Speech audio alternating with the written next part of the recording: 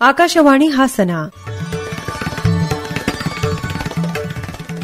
ಆರೋಗ್ಯದ ಉಪಯುಕ್ತ ಸಂಗತಿಗಳನ್ನ ತಿಳಿಸುವ ಕಾರ್ಯಕ್ರಮ ಆದಿಚುಂಚನಗಿರಿ ಆರೋಗ್ಯವಾಣಿ. ಕೇಳಿದ್ರೆ ಇವತ್ತು ಆದಿಚುಂಚನಗಿರಿ ಆಸ್ಪತ್ರೆಯ ಡಾಕ್ಟರ್ KM ಶಿವಕುಮಾರ್ ಅವರ ಜೊತೆಗೆ ಮಾತಾಡ್ತಾ ಇದೀವಿ. ಆಸ್ಪತ್ರೆಯ ಮುಖ್ಯಸ್ಥರು ಹಾಗೂ ಜನರಲ್ ಮೆಡಿಸಿನ್ ಈ ಒಂದು ವಿಭಾಗದ ಅಧ್ಯಾಪಕರು. ಆರೋಗ್ಯ ಮತ್ತು ಜೀವನ ಶೈಲಿ ಈ ಕುರಿತಂತೆ ಡಾಕ್ಟರ್ ಶಿವಕುಮಾರ್ ಅವರು ಇವತ್ತು ವಿಚಾರಗಳನ್ನ ಮಂಡಿಸಿದ್ದಾರೆ. ಡಾಕ್ಟ್ರೇ ನಮಸ್ಕಾರ, ತಮ್ಮ ಸಲಹೆಗಳನ್ನ ಹೇಳಿ. ಎಲ್ರಿಗೂ ನಮಸ್ಕಾರ. ಶ್ರೋತೃಗಳಿಗೆ ಈ ದಿನ ನಾನು ಆರೋಗ್ಯ ಮತ್ತು ಜೀವನ ಶೈಲಿ ಈ ಒಂದರ ಬಗ್ಗೆ ಒಂದು ಮಾಹಿತಿಯನ್ನ ಎಲ್ಲರಿಗೂ ಕೊಡ್ಲಿಕ್ಕೆ ನಾನು ಇಷ್ಟಪಡ್ತೇನೆ. ಉತ್ತಮ ಆರೋಗ್ಯ ಹಾಗೂ ಉತ್ತಮ ಜೀವನ ಶೈಲಿ ತುಂಬಾ ಅವಶ್ಯಕತೆ ಇರುವಂತದ್ದು. ನಾವು ಉತ್ತಮ ಆರೋಗ್ಯವನ್ನು ಕಾಪಾಡಿಕೊಳ್ಬೇಕು ಅಂತಂದ್ರೆ ನಮ್ಮ ಜೀವನ ಶೈಲಿ ಅತ್ಯುತ್ತಮವಾಗಿರಬೇಕು. 3 ಮುಖ್ಯವಾಗಿ ನಮ್ಮ ಜೀವನ ಶೈಲಿಯಲ್ಲಿ ಬರ್ತವೆ. 1 ನಾವು ತೆಗೆದುಕೊಳ್ಳುವಂತಹ ಆಹಾರ, 2 ನಮ್ಮ ಶರೀರಕ್ಕೆ ಬೇಕಾದಂತ ವ್ಯಾಯಾಮ, ಹಾಗೂ 3 ನಮ್ಮ ಅಭ್ಯಾಸಗಳು ಹಾಗೂ ಮಾನಸಿಕ ಸ್ಥಿತಿ. ಬೇರೆ ಬೇರೆ ರೀತಿಯ ಜೀವನ ಶೈಲಿಗಳಿದ್ದರೂ ಅವೆಲ್ಲವೂ ಈ 3 ಒಳಗಡೆ ಬರ್ತವೆ. ಪ್ರಮುಖವಾಗಿ ಇತ್ತೀಚಿನ ದಿನಗಳಲ್ಲಿ ನಾವು ಏನು ಕಾಯಿಲೆಗಳನ್ನ ಕಾಣ್ತಾ ಇದ್ದೀವಿ, ಸಕ್ಕರೆ ಕಾಯಿಲೆ ಇರಬಹುದು ಅಥವಾ BP ಇರಬಹುದು, ಹೃದಯಕ್ಕೆ ಸಂಬಂಧಿತ ಕಾಯಿಲೆಗಳಿರಬಹುದು, 3 ಅಂಶಗಳು ಕಾಯಿಲೆಗಳನ್ನು ತರಲಿಕ್ಕೆ ಸಾಧ್ಯ ಇರ್ತದೆ. ಸರಿಯಾಗಿ ನಾವು ನಮ್ಮ ಜೀವನ ಶೈಲಿನ ಅಳವಡಿಸಿಕೊಂಡ್ರೆ ಈ ಕಾಯಿಲೆಗಳನ್ನೆಲ್ಲ ನಾವು ತಡೆಗಟ್ಟಬಹುದು ಅಥವಾ ಮುಂದೂಡಬಹುದು. ಈ 2 ಸಾಧ್ಯತೆಗಳು ಇರ್ತವೆ. ಕೆಲವು ಕಾಯಿಲೆಗಳು ಆನುವಂಶಿಕವಾಗಿ ಬರ್ತವೆ, ಆದ್ರೆ ಉತ್ತಮ ಜೀವನ ಶೈಲಿಯನ್ನ ನಾವು ಅಳವಡಿಸಿಕೊಂಡಾಗ ಅದು ಮುಂದೂಡ್ಕೋಬಹುದು ಅಥವಾ ಬರದಂಗೆ ತಡಿಬಹುದು. ಆ ದೃಷ್ಟಿಯಿಂದ ಈ ಜೀವನ ಶೈಲಿ ಇದೆಯಲ್ಲ ಅದು ತುಂಬಾ ಅವಶ್ಯಕತೆ ಹಾಗೂ ನಾವು ಎಲ್ಲರೂ ಪಾಲಿಸಬೇಕಾದಂತ ಒಂದು ಮುಖ್ಯವಾದ ನಿಯಮಗಳು. ಡಾಕ್ಟ್ರೇ, ನಮ್ಮ ಸಾರ್ವಜನಿಕರಿಗೂ ಗೊತ್ತು ಉತ್ತಮವಾದ ಜೀವನ ಕ್ರಮಗಳನ್ನ ಪಾಲಿಸಿಕೊಂಡ್ರೆ ಆರೋಗ್ಯ ಚೆನ್ನಾಗಿರುತ್ತೆ ಅಂತ ಅನ್ಕೊಂಡು. ಇವತ್ತು ಸುಮಾರು ವ್ಯತ್ಯಾಸ ಆಗಿದೆ ಅಂತ ಜನರು ಮಾತಾಡ್ತಾರೆ, ಅವ್ರಿಗೂ ಗೊತ್ತಾಗಿದೆ. ತಮ್ಮಂತ ವೈದ್ಯರು ಸಹ ಹೇಳ್ತೀರಿ ಇಲ್ಲ ವ್ಯತ್ಯಾಸ ಮಾಡ್ಕೊಂಡಿದ್ರಿ, ಸರಿಪಡಿಸ್ಕೊಳ್ಳಿ ಅಂತ ಅನ್ಕೊಂಡು. ಒಂದೊಂದಾಗಿ ಹೇಳಿ, ಇವತ್ತಿನ ಆಧುನಿಕ ಈ ಒಂದು ಸಮಾಜದಲ್ಲಿ ಜನರು ಹೇಗೆ ಸಾಕ್ತಿದ್ದಾರೆ, ಏನು ಅನಾಹುತಗಳಾಗ್ತದವೆ? ಈ ಮೊದಲನೇದಾಗಿ ನಾನು ಆರೋಗ್ಯದಲ್ಲಿ ಆಹಾರದ ಒಂದು ಏನು ಅಂಶಗಳಿದೆ ಅದ್ರ ಬಗ್ಗೆ ನಾನು ಮಾಹಿತಿಯನ್ನು ಕೊಡ್ತೀನಿ. ಆಹಾರ ನಮ್ಮ ದಿನನಿತ್ಯದಲ್ಲಿ ನಾವು ಉಪಯೋಗಿಸುವಂತದ್ದು. ನಮ್ಮಲ್ಲಿ ಒಂದು ಗಾದೆ ಇದೇನು, ಊಟ ಬಲ್ಲವನಿಗೆ ರೋಗವಿಲ್ಲ, ಮಾತು ಬಲ್ಲವನಿಗೆ ಜಗಳವಿಲ್ಲ ಅನ್ನೋ ಒಂದು ಹಳೆ ಗಾದೆ ಇದೆ. ಅಂದ್ರೆ ಒಂದು ಉತ್ತಮವಾದಂತಹ ಆಹಾರ ಪದ್ಧತಿಯನ್ನ ನಾವು ನಮ್ಮ ಜೀವನದಲ್ಲಿ ಅಳವಡಿಸಿಕೊಂಡ್ರೆ ಅದರಿಂದ ರೋಗಗಳನ್ನ ತಡಿಬಹುದು, ಆರೋಗ್ಯಕರವಾದ ಒಂದು ಜೀವನವನ್ನ ನಾವು ನಡೆಸಬಹುದು ಅನ್ನೋದು ಒಂದು ಗಾದೆ. ಇದು ಸತ್ಯವೂ ಹೌದು. ಆದ್ರೆ ಇತ್ತೀಚಿನ ದಿನಗಳೇನಾಗ್ತಾ ಇದೆ, ನಮ್ಮ ಆಹಾರ ಪದ್ಧತಿಗಳಲ್ಲಿ ಬದಲಾವಣೆ ಆಗ್ತಾ ಇದೆ. ಉದಾಹರಣೆ ಹೇಳ್ಬೇಕು ಅಂತಂದ್ರೆ ನಮ್ಮ ಹಿರೀಕರು ಏನು ಯೂಸ್ ಮಾಡ್ತಾ ಇದ್ರು, ಅವರೆಲ್ಲರೂ ನಾವೇ ಬೆಳೆದಂತ ಬೆತ್ತ, ರಾಗಿ, ಗೋಧಿ ಅಥವಾ ಹಣ್ಣು, ತರಕಾರಿಗಳು ಇವುಗಳನ್ನ ಉಪಯೋಗಿಸಿಕೊಂಡು ಯಾವುದೇ ರೀತಿಯ ಹೊರಗಿನ ಪದಾರ್ಥಗಳನ್ನ ಉಪಯೋಗಿಸ್ತಾ ಇದ್ದ ರೀತಿಯಲ್ಲಿ ಅವರ ಜೀವನ ಪದ್ಧತಿಯನ್ನು ಅಳವಡಿಸಿಕೊಂಡ್ರು. ಆದ್ರಿಂದ ಆಹಾರಕ್ಕೆ ಸಂಬಂಧಿಸಿದ ಕಾಯಿಲೆಗಳೇನಿತ್ತು ಅವುಗಳು ತುಂಬಾ ಕಮ್ಮಿ ನೋಡ್ತಾ ಇದ್ವಿ. ಅವತ್ತಿನ ದಿನಗಳಲ್ಲಿ ಸೋಂಕು ರೋಗಗಳು ಜಾಸ್ತಿ ಇದ್ವು ಹೊರತು ಈ ರೀತಿಯಂತ ಸಕ್ಕರೆ ಕಾಯಿಲೆ ಇರಬಹುದು, ರಕ್ತದೊತ್ತಡ ಇರಬಹುದು, ಹೃದಯಕ್ಕೆ ಸಂಬಂಧ ಕಾಯಿಲೆಗಳು ಅತಿ ಕಡಿಮೆ ದಿನದಲ್ಲಿ ಕಾಣ್ತಾ ಇತ್ತು. ಅದು ವಯಸ್ಸಾದ ಮೇಲೆ ಅಂತ ಕಾಣ್ತಾ ಇತ್ತು. ಆದ್ರೆ ಇಂದಿನ ದಿನ ಏನಾಗ್ತಾ ಇದೆ, ಈ ಒಂದು ಪದ್ಧತಿಯ ಬದಲಾವಣೆ ಆದ್ರಿಂದ ನಮ್ಮಲ್ಲಿ ಇತ್ತೀಚಿನ ದಿನಗಳಲ್ಲಿ ಈ ರೋಗಗಳು ಅತಿ ಚಿಕ್ಕ ವಯಸ್ಸಿನಲ್ಲಿ ಕಾಣಿಸಿಕೊಳ್ಳಲಿಕ್ಕೆ ಪ್ರಾರಂಭ ಆಗಿದೆ. ಇದು ಆತಂಕದ ವರದಿ. ಯಾಕೆ ಅಂತಂದ್ರೆ ಈ ಒಂದು ವಯಸ್ಸೇನಿದೆ 30, 40, 50 ಇದು most productive part of our life. ಈ ಒಂದು ಅವಧಿಯಲ್ಲಿ ನಾವು ಕಾಯಿಲೆಗಳು ತುತ್ತಾದ್ರೆ ಸಮಾಜಕ್ಕಾಗ್ಲಿ ಸಂಸಾರಕ್ಕಾಗ್ಲಿ ನಾವು ಹೊರೆಯಾಗ್ತೀವಿ, ಉಪಯೋಗ ಬರೋದಿಲ್ಲ. ಆ ದೃಷ್ಟಿಯಿಂದ ನಾವು ಉತ್ತಮವಾದ ಆಹಾರ ಪದ್ಧತಿಯನ್ನ ಮನೆಯಲ್ಲಿ ಎಲ್ಲರೂ ಅಳವಡಿಸಿಕೊಳ್ಬೇಕು. ಏನ್ ಪದ್ಧತಿ, ಏನ್ ತಿನ್ಬೇಕು, ಏನ್ ಬಿಡಬೇಕು ಅಂದಾಗ ಏನಾದ್ರೂ ತಿನ್ನಿ, ಲೆಟ್ ಇಟ್ ಬಿ ನ್ಯಾಚುರಲ್. ಈ ಆರ್ಟಿಫಿಷಿಯಲ್ ಫುಡ್ ಅಂತ ಏನಿದೆ ಅದು ನಮ್ಮ ಆಹಾರ ಪದ್ಧತಿಯಲ್ಲಿ ಕಾಲದಿಂದಲೂ ನಾವೇನು ಬಳಸ್ಕೊಳ್ತಾ ಬರ್ತಾ ಇದೀವಿ ಅವುಗಳನ್ನ ಬಳಸಿಕೊಂಡು ಮಾಡಿದಂತ ಆಹಾರ ಪದಾರ್ಥಗಳನ್ನ ನಾವು ಉಪಯೋಗಿಸಬೇಕು. ಇತ್ತೀಚೆಗಿಂದ ಏನಾಗಿದೆ, ಅವರು ಕೆಮಿಕಲ್ಸ್ ಇರುವಂತದ್ದು, ತುಂಬಾ ಕೆಮಿಕಲ್ಸ್ ನ ಯೂಸ್ ಮಾಡ್ತಾರೆ, ಟೇಸ್ಟ್ ಪೌಡರ್ಸ್ ಗಳನ್ನ ಯೂಸ್ ಮಾಡ್ತಾರೆ, ಆಮೇಲೆ ಕಲರಿಂಗ್ ಏಜೆಂಟ್ಸ್ ಗಳನ್ನ ಯೂಸ್ ಮಾಡ್ತಾರೆ. ಇವೆಲ್ಲವೂ ಯಾವುದೇ ರೀತಿಯಲ್ಲಿ ನಮ್ಮ ಆರೋಗ್ಯಕ್ಕೆ ಪ್ರಯೋಜನಕರವಾಗುವುದಿಲ್ಲ, ಬದಲಿ ಇದು ಆರೋಗ್ಯಕ್ಕೆ ಹಾನಿಕರ. ಈ ದೃಷ್ಟಿಯಿಂದ ನಾವೇನ್ ಮಾಡಬೇಕು, ಈ ತರ ಒಂದು ಪದ್ಧತಿಯನ್ನ ನಾವು ಅಭ್ಯಾಸ ಮಾಡ್ಕೋಬಾರ್ದು. ಬಾಯಿ ರುಚಿ ಎಲ್ಲನೂ ಕೇಳುತ್ತೆ ಅಂತ ನಾವು ತಿನ್ನಬಾರ್ದು. ಅದರಿಂದ ಆಗುವಂತ ದುಷ್ಪರಿಣಾಮಗಳು ಏನು ಅನ್ನೋದ್ರ ಬಗ್ಗೆ ನಾವು ಮಾಹಿತಿ ಇಟ್ಕೊಂಡು ಅದನ್ನು ಉಪಯೋಗಿಸಬೇಕು.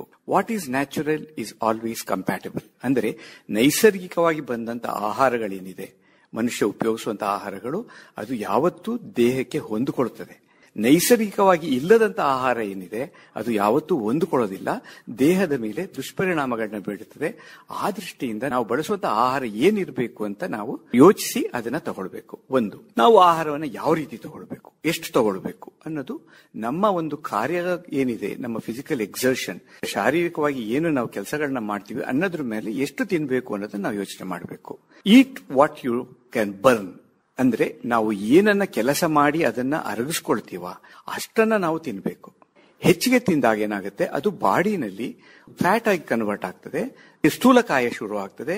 ಸ್ಥೂಲಕಾಯ ಶುರುವಾದಾಗ ಹಿಂದೆನೆ ಡಯಾಬಿಟಿಸ್ ಶುರು ಆಗ್ಬೋದು, ಹೃದಯ ಸಂಬಂಧ ಕಾಯಿಲೆಗಳು, ಅಧಿಕ ರಕ್ತದೊತ್ತಡ, ಎಲ್ಲಾ ಒಂದು ಕಾರಣಗಳು, ಮೂಳೆಗೆ ಸಂಬಂಧಿತ ಕಾಯಿಲೆಗಳು ಶುರು ಆಗ್ತವೆ.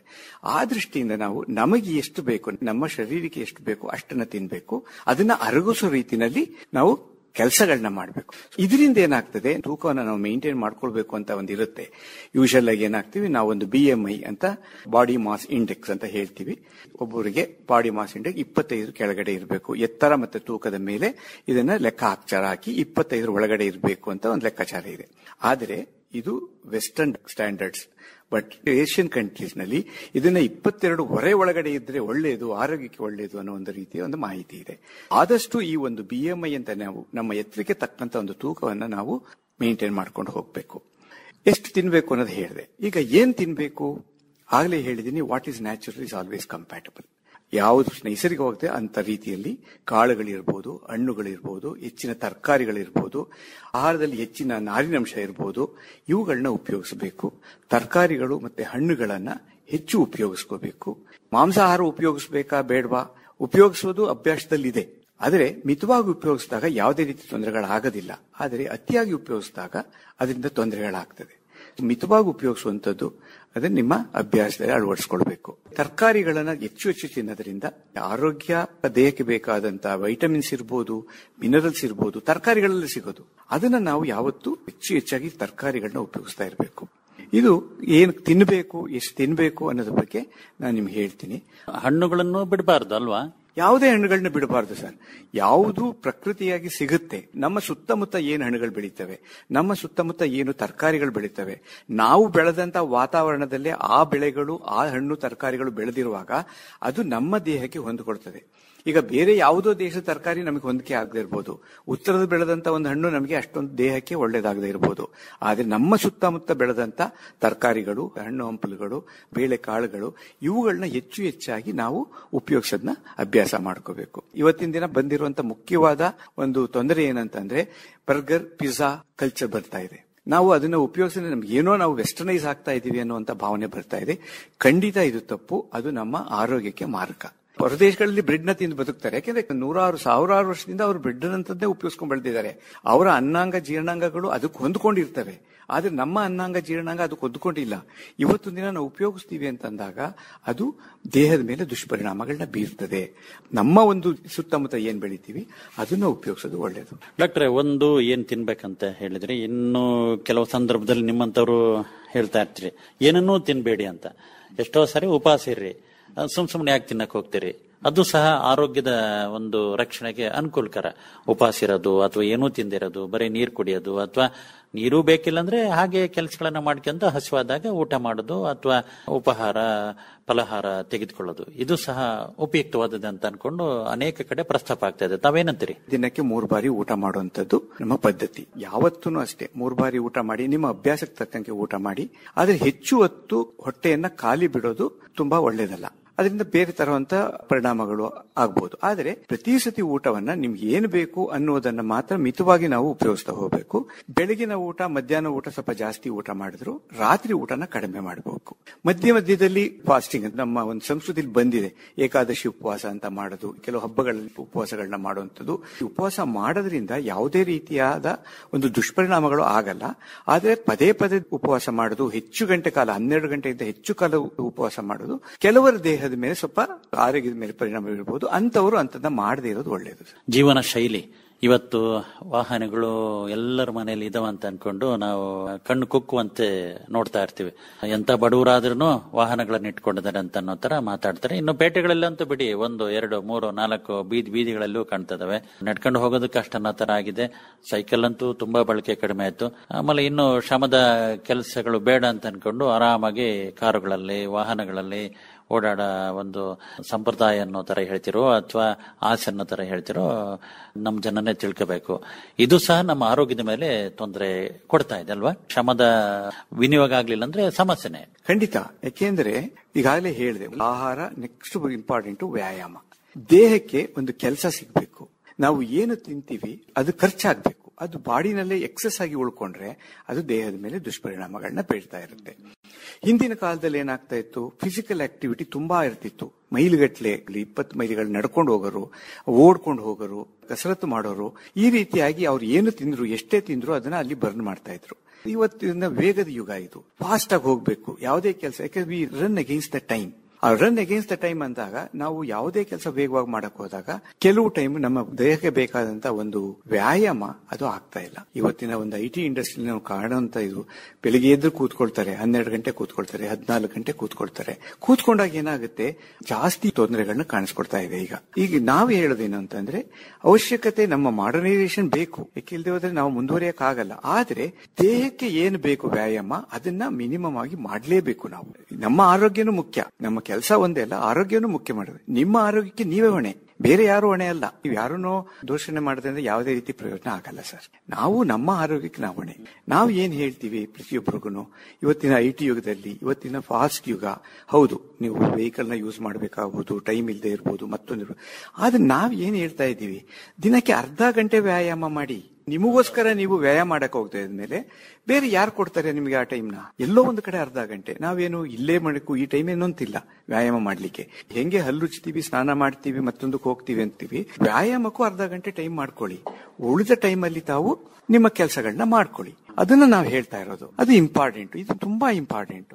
ವ್ಯಾಯಾಮ ಜೊತೆಗೆ ಯೋಗಾಸನ, ಮತ್ತೆ ಸ್ವಲ್ಪ ಬಿಡು ಸಿಕ್ತಂತಂದ್ರೆ ನಡ್ಕೊಂಡು ಹೋಗೋದು. ಆಮೇಲೆ ಕಚೇರಿಯಲ್ಲೇನೆ ಆರಾಮಾಗಿ ಅಲ್ಲಿನೂ ಕೆಲವೊಂದು ವ್ಯಾಯಾಮದ ಕ್ರಮಗಳನ್ನ ಪಾಲಿಸೋದು, ಇದನ್ನೆಲ್ಲ ಮಾಡೋದು ಒಳ್ಳೇದೇ. ಮತ್ತೆ ಪ್ರತಿಯೊಬ್ಬರೂ ತಾವ್ ಹೇಳ್ದಂಗೆ ತಿಂದಿದ್ದು ಅರಗಬೇಕು, ಅದು ವಿನಿಯೋಗ ಆಗ್ಬೇಕಂತಂದ್ರೆ ಕನಿಷ್ಠ ಆದ್ರೂ ಶ್ರಮ ಪಡಬೇಕು.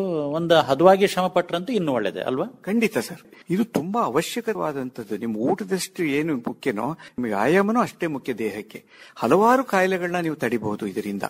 BP ಇರ್ಬೋದು, ಶುಗರ್ ಇರ್ಬೋದು, ಪ್ರತಿಯೊಂದನ್ನು ನೀವು ತಡೆಗಟ್ಟಬಹುದು ವ್ಯಾಯಾಮ ಮಾಡಿದಾಗ. ಆಯ್ತು, ಬಂದಿದೆ ಕಾಯಿಲೆ ಅಂದ್ಮೇಲೆ ಅದನ್ನ ನಿಯಂತ್ರಣದಲ್ಲಿ ಇಡೋಕ್ಕೂ ಇವೆಲ್ಲ ಹೆಲ್ಪ್ ಆಗ್ತವೆ. ಅದೂ ಮುಖ್ಯ. ನಮ್ಮಲ್ಲಿ ಏನಂದ್ರೆ, ಯಾರನ್ನೋ ನೀವು ವಾಕ್ ಮಾಡಿ ಅಂತಂದ್ರೆ ಇವ್ರಿಗೆಲ್ಲೋ ಶುಗರ್ ಇರಬೇಕು ಅನ್ನೋ ಒಂದು ಮನೋಭಾವನೆ. ಆ ತರ ಇಲ್ಲ.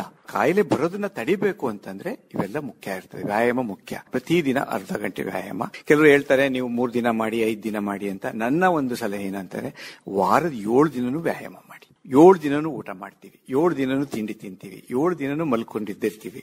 7 ದಿನನೂ ವ್ಯಾಯಾಮ ಮಾಡಿ. ಅರ್ಧ ಗಂಟೆ ನಿಮ್ಮ ವ್ಯಾಯಾಮ ನಿಮ್ಮ ಒಂದು ಜೀವನವನ್ನ, ನಿಮ್ಮ ಆರೋಗ್ಯ ಸ್ಥಿತಿಯನ್ನ ಉತ್ತಮಪಡಿಸಕ್ಕೆ ಅವಕಾಶ ಆಗ್ತದೆ, ಅನುಕೂಲ ಆಗ್ತದೆ. ಅದು ಯಾವುದೇ ಖರ್ಚಿಲ್ಲ. ಎಲ್ಲರೂ ಹೇಳ್ತಾರೆ ಅಷ್ಟು ದುಡ್ಡು ಖರ್ಚು ಮಾಡೋದು, ಇಷ್ಟು ಖರ್ಚು ಮಾಡೋದು. ನಿಮ್ ಕಾಯಿಲೆ ಖರ್ಚು ಯಾಕೆ ಮಾಡ್ತೀರಾ? ಖರ್ಚಿಲ್ಲದೆ ಆರೋಗ್ಯ ಮೇಂಟೈನ್ ಮಾಡಬಹುದಲ್ವಾ? ವ್ಯಾಯಾಮ ತುಂಬಾ ತುಂಬಾ ಮುಖ್ಯ. ಅರ್ಧ ಗಂಟೆ ವ್ಯಾಯಾಮ ಪ್ರತಿದಿನ ನಿಮ್ಗಾದಷ್ಟು. ಅವ್ರು ಎಷ್ಟು ಮಾಡ್ತಾರೆ, ನಾನು ಅಷ್ಟು ಮಾಡ್ಬೇಕು ಅನ್ನೋ ಪ್ರಶ್ನೆ ಇಲ್ಲ.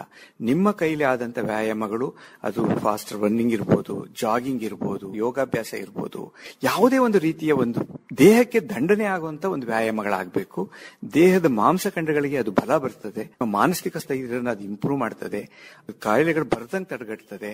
A sense of well-being. When you start the day with an exercise, a sense of well-being.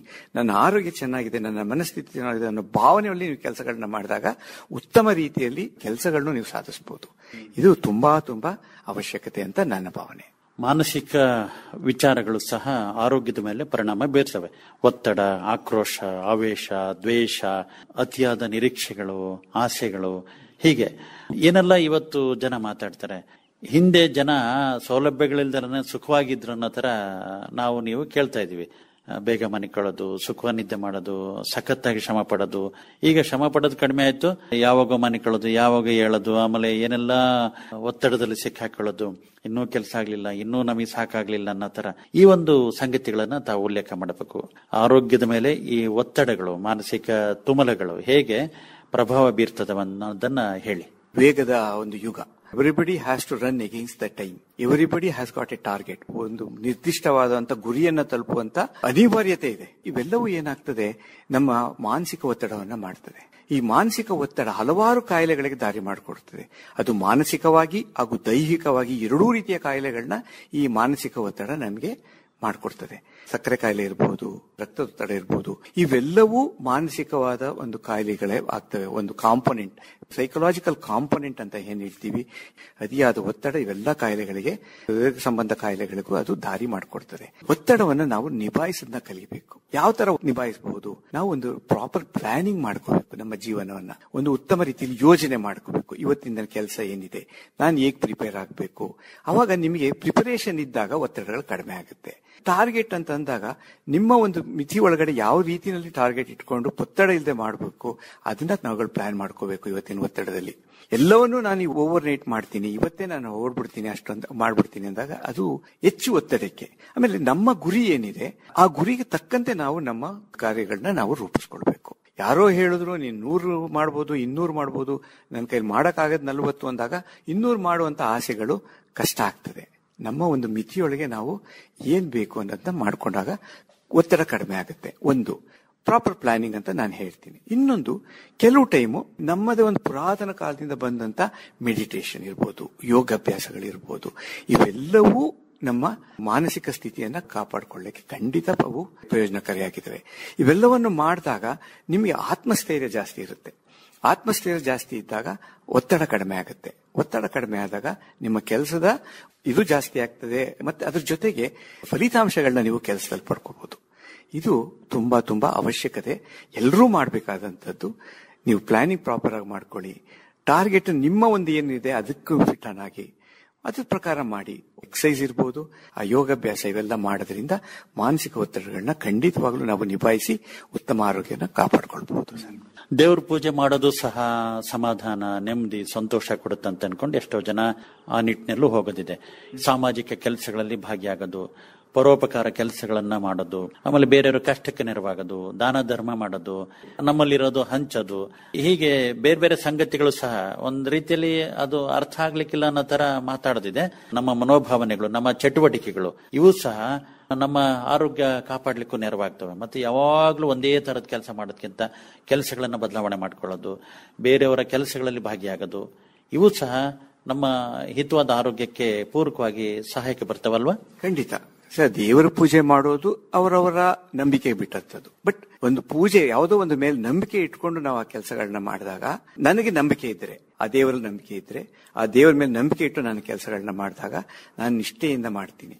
ಎಲ್ಲೋ ಒಂದು ಸೈಕಲಾಜಿಕಲ್ ಸ್ಟ್ರೆಂತ್ ನನಗೆ ಇರುತ್ತೆ ಅನ್ನೋ ದೃಷ್ಟಿಯಿಂದ ಆಗ್ಬೋದು. ಅದೇ ರೀತಿ ಯಾವುದೇ ಕೆಲಸ ನಿಮಗೆ ನಂಬಿಕೆ ಇದೆ, ಅದನ್ನ ಮಾಡೋದ್ರಿಂದ ನಿಮಗೆ ಕೆಲಸ ಮಾಡ್ಲಿಕ್ಕೆ ಒಂದು ಅಧಿಕವಾದಂತ ಶಕ್ತಿ ಬರ್ತದೆ, ಮತ್ತು ಒಂದು ರೀತಿಯಾದಂತ ಏನೋ ಬೆಂಬಲ ನನಗಿದೆ ಅನ್ನೋ ಒಂದು ಭಾವನೆ ನಮಗೆ ಬರ್ತದೆ. ಅದರಿಂದ ದೇವರನ್ನೇ ಪೂಜೆ ಮಾಡಬೇಕು, ಮತ್ತೊಂದು ಮಾಡಬೇಕು ಅನ್ನೋದಿಲ್ಲ. 4 ಜನಕ್ಕೆ ನಾನು ಪ್ರಯೋಜನ ಮಾಡಿದಾಗ ನನಗೂ ಒಂದು ಅನುಕೂಲ ಆಗ್ತದೆ. ಈ ತರ ಒಂದು ಯಾರಿಗೆ ಬೇಕು ಅಂತವ್ರಿಗೆ ಸಹಾಯ ಮಾಡಬೇಕು. ಕಷ್ಟದಲ್ಲಿರೋರಿಗೆ ಒಂದು ಸಹಾಯ ಮಾಡೋದ್ರಿಂದ ಅವರು ಖುಷಿ ಆಗ್ತಾರೆ. ಒಂದು ನೆಮ್ಮದಿ, ಸಮಾಧಾನ, ನನ್ನಿಂದ 4 ಜನಕ್ಕೆ ಪ್ರಯೋಜನ ಆದ್ರೆ ನಮ್ಮ ಜೀವನ ಒಂದು ಸಾರ್ಥಕತೆ ಆಗ್ತದೆ ಅನ್ನೋ ಒಂದು ನಂಬಿಕೆ ನಮ್ಮಲ್ಲಿದ್ರೆ ಅದನ್ನ ಮಾಡೋದ್ರಿಂದನೂ ಒಳ್ಳೇದಾಗ್ತದೆ ಸರ್. ಸಾರ್ವಜನಿಕವಾಗಿ ಚಟುವಟಿಕೆಗಳನ್ನ ತೊಡಗಿಸ್ಕೊಳ್ಬೇಕು. ಯಾವತ್ತು ಮನುಷ್ಯ ಸಂಘಜೀವಿ, ಒಬ್ಬನೇ ಆದಾಗ ಜೀವನ ಚೆನ್ನಾಗಿರಲ್ಲ. ಅವನು ಮಾನಸಿಕ ಒತ್ತಡಕ್ಕೆ ಒಳಗಾಡ್ತಾನೆ. ಅವನಿಗೆ ಉತ್ತಮವಾದ ಸ್ನೇಹಿತರುಗಳಿರ್ಬೇಕು, ಉತ್ತಮವಾದ ಒಂದು ಸಾಂಸಾರಿಕ ವಾತಾವರಣ ಇರಬೇಕು. ಎಲ್ಲ ಒಂದು ರೀತಿಯಲ್ಲಿ ಸಂಘಜೀವಿ ಆದಿ ಅವನು ಸಂಘಜೀವನದಿಂದ ಬರುವಂತ ಲಾಭಗಳನ್ನ ಪಡ್ಕೋಬೇಕು.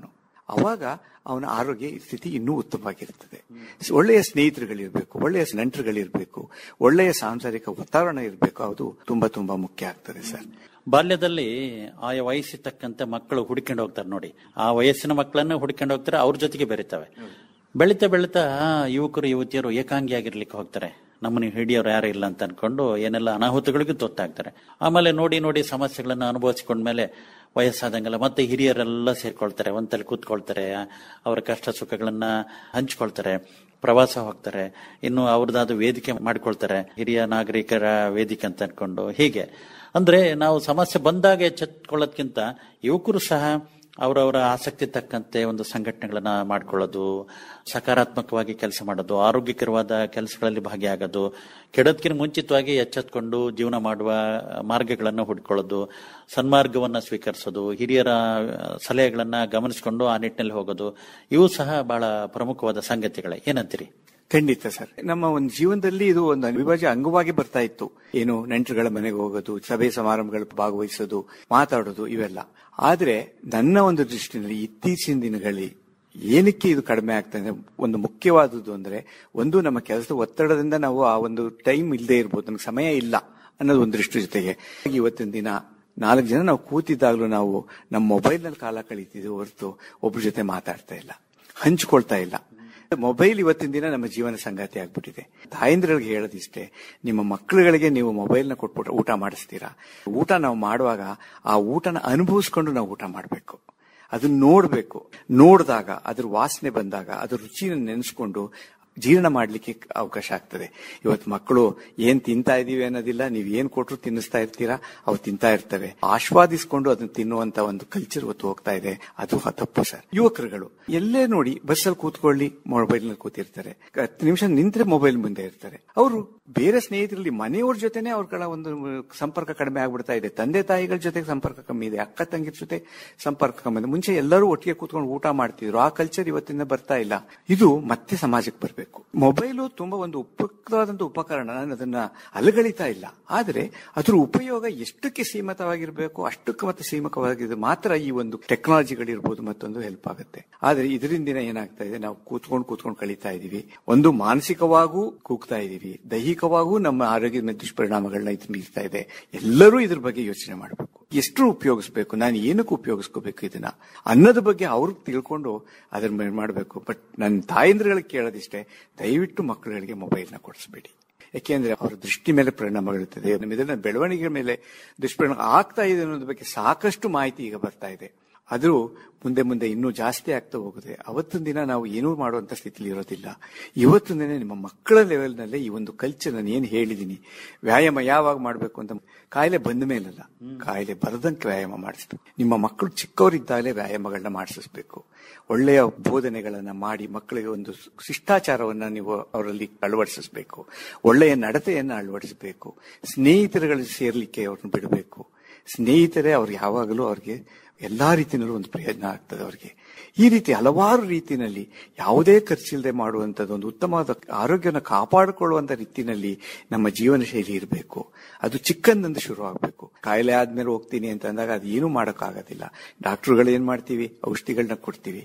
That's not A cure. ಈ ಬರಬಾರ್ದಂಗೆ ತಡೆಯೋದೇ ಕ್ಯೂರ್. ರಚನಾತ್ಮಕವಾದ ಹವ್ಯಾಸ, ಆಸಕ್ತಿದಾಯಕವಾದ ಕೆಲಸಗಳಲ್ಲಿ ಭಾಗಿಯಾದರೆ ಪ್ರತಿಯೊಬ್ಬರು ಸಂಗೀತ, ಕ್ರೀಡೆ, ಸಾಂಸ್ಕೃತಿಕ ಕಾರ್ಯಕ್ರಮಗಳು, ಧಾರ್ಮಿಕ ಕೆಲಸಗಳು, ಹೀಗೆ ಹೇಳ್ತಾ ಹೋದ್ರೆ ತುಂಬಾ ಇದಾವೆ. ಒಟ್ಟಾರೆ ಮನುಷ್ಯ ಯಾವಾಗ್ಲೂ ಕೆಲಸಗಳಲ್ಲಿ ತೊಡಗಿಸಿಕೊಂಡಿದ್ರೆ ಅನವಶ್ಯಕವಾದ ಆಲೋಚನೆಗಳು ಬರೋದಿಲ್ಲ. ಎಲ್ಲಿ ನಾವು ದಾರಿ ತಪ್ತದೀವಂತ ಯೋಚನೆ ಮಾಡಿಕೊಂಡು ಅವರು ಸಹ ಮತ್ತೆ ಅವಲಂಬಿತರು, ಪೋಷಕರು ಆಗ್ಲಿ ಇನ್ನು ಸಂಬಂಧಪಟ್ಟವರು ಗಮನ ಸೆಳೆದು ಬದಲಾವಣೆಗಳನ್ನ, ಪರಿವರ್ತನೆಗಳನ್ನ ಮಾಡ್ತಾ ಹೋದ್ರೆ ಒಂದು ಆರೋಗ್ಯಕರವಾದ ಸಮಾಜ ಸೃಷ್ಟಿ ಆಗ್ತಾ ಹೋಗ್ತದೆ. ಅಷ್ಟೊಂದು ಸಮಸ್ಯೆಗಳು ಕಾಣೋದಿಲ್ಲ. ಒಳ್ಳೊಳ್ಳೆ ಹವ್ಯಾಸಗಳು, ಆಸಕ್ತಿಗಳು, ಕೆಲವೊಂದ್ಸರಿ ನಮಗೆ ಬೇಡವಾದ ಸಂಗತಿಗಳು, ಗುಣಗಳು ಬಂದ್ ಸೇರ್ಕೊಂಡ್ಬಿಡ್ತಾವ ಅನ್ನೋ ತರ ಆಗ್ಬಿಡುತ್ತೆ. ಅದನ್ನ ಆದಷ್ಟು ತೆಗೆದು ಹಾಕ್ಬೇಕು. ದ್ವೇಷ, ಅಸೂಯೆ, ಕಳ್ಬುದ್ಧಿಗಳು, ಬೇರೆಯವ್ರನ್ನ ಸಹಿಸ್ಕೊಳ್ದೇ ಇರೋದು, ಯಾವಾಗ್ಲೂ ಬೇರೆಯವ್ರ ಬಗ್ಗೆ ಕೆಟ್ಟದ ಮಾತಾಡೋದು, ಇವು ಸಹ ಆರೋಗ್ಯವನ್ನು ಕೆಡಿಸ್ತಾವಲ್ವಾ? ಖಂಡಿತ ಸರ್. ಒಳ್ಳೆಯ ಅಭ್ಯಾಸಗಳು ತುಂಬಾ ಮುಖ್ಯ. ಈಗ ನಾವು ಹೇಳೋದೇನು ಅಂತಂದ್ರೆ, ಒಂದು ಆರೋಗ್ಯಕರವಾದ ಅಭ್ಯಾಸಗಳನ್ನ ನಮ್ಮ ಪ್ರತಿಯೊಬ್ಬರು ತಮ್ಮ ಜೀವನದಲ್ಲಿ ನಿಮ್ಗೆ ಏನ್ ಇಷ್ಟ ಇದೆ, ಯಾವ್ದ್ರಲ್ಲಿ ನಿಮ್ಗೆ ಇಷ್ಟ ಇದೆ, ಈಗ ಆಟ ಆಡ್ಬೋದಿರ್ಬೋದು, ಮ್ಯೂಸಿಕ್ ಇರ್ಬೋದು, ಪೇಂಟಿಂಗ್ ಇರ್ಬೋದು, ಈ ತರ ಒಂದು ಅಭ್ಯಾಸಗಳನ್ನ ಪ್ರತಿಯೊಬ್ಬರು ಒಂದಲ್ಲ ಒಂದು ಅಭ್ಯಾಸಗಳನ್ನ ನೀವು ಅಳವಡಿಸ್ಕೊಳ್ಬೇಕು. ನಮಗೆ ಮಾನಸಿಕವಾಗಿ ರಿಲ್ಯಾಕ್ಸೇಷನ್ ಸಿಗುತ್ತೆ, ಮತ್ತೆ ನಮಗೆ ಒಂದು ಕಾನ್ಫಿಡೆನ್ಸ್ ಬರುತ್ತೆ. ನಮಗೆ ನಾವು ಇಷ್ಟವಾದ ಕೆಲಸವನ್ನ ಮಾಡಿದಾಗ this is a positive energy with us. Endorphins ಗಳಂತೀವಿ, ಅದು ಜಾಸ್ತಿ ರಿಲೀಸ್ ಆಗ್ತವೆ. ಅದು ದೇಹದ ಮೇಲೆ ಒಳ್ಳೆಯ ಒಂದು ಪರಿಣಾಮಗಳನ್ನ ಮಾಡ್ತವೆ. ನಮಗ್ ಖುಷಿ ಆಗುವಂಥದ್ದು. ಹಾಡು ಹೇಳಿ, ಒಬ್ಬರೇ ಹಾಡು ಹೇಳಿ, ಏನು ಕೇಳಲ್ಲ. ರೆಕಾರ್ಡ್ ಮಾಡ್ಕೊಂಡು ನಿಮ್ಮ ಹಾಡು ನೀವೇ ಕೇಳಿ, ಏನು ತೊಂದರೆ ಇಲ್ಲ. ಅವಾಗ ನಿಮಗೊಂದು ಖುಷಿ ಬರುತ್ತೆ. ಅದರಲ್ಲಿ ನಿಮ್ಮ ಒತ್ತಡಗಳನ್ನ ಕಡಿಮೆ ಮಾಡ್ಕೊಳ್ಳಿ. ಮೊಬೈಲ್ ನೋಡೋದ್ರಿಂದ ಒತ್ತಡ ಕಡಿಮೆ ಆಗಲ್ಲ. ಈ ತರ ನಿಮಗೆ ಬೇಕಾದಂತ, ನಿಮಗೆ ಇಷ್ಟ ಆದಂತ ಒಂದು ಅಭ್ಯಾಸಗಳನ್ನ ನೀವು ರೂಢಿಸ್ಕೊಳ್ಳಿ. ದುರಭ್ಯಾಸಗಳಿಂದ ದಯವಿಟ್ಟು ದೂರ ಇಡಿ. ಒಳ್ಳೆ ಸಲಹೆಗಳನ್ನ ಈ ಸಂದರ್ಭದಲ್ಲಿ ತಾವು ತಿಳಿಸಿದ್ರಿ ಡಾಕ್ಟ್ರೆ. ಆರೋಗ್ಯಕ್ಕೆ ಉತ್ತಮವಾದ ಜೀವನ ಮಾರ್ಗಗಳು, ಜೀವನ ಶೈಲಿ ಹೇಗಿರ್ಬೇಕನ್ನೋದ್ರ ಬಗ್ಗೆ ಬೆಳಕು ಚೆಲ್ಲಿದ್ರಿ. ತಮಗೆ ಧನ್ಯವಾದಗಳು. ನಮಸ್ಕಾರ. ನಮಸ್ಕಾರ ಸರ್. ಕೇಳಿದ್ರಿ, ಇದುವರೆಗೆ ಆದಿಚುಂಚನಗಿರಿ ಆಸ್ಪತ್ರೆಯ ಡಾಕ್ಟರ್ KM ಶಿವಕುಮಾರ್ ಅವರು ಆರೋಗ್ಯ ಮತ್ತು ಜೀವನ ಶೈಲಿ ಈ ಕುರಿತಂತೆ ಸಲಹೆಗಳನ್ನು ನೀಡಿದರು.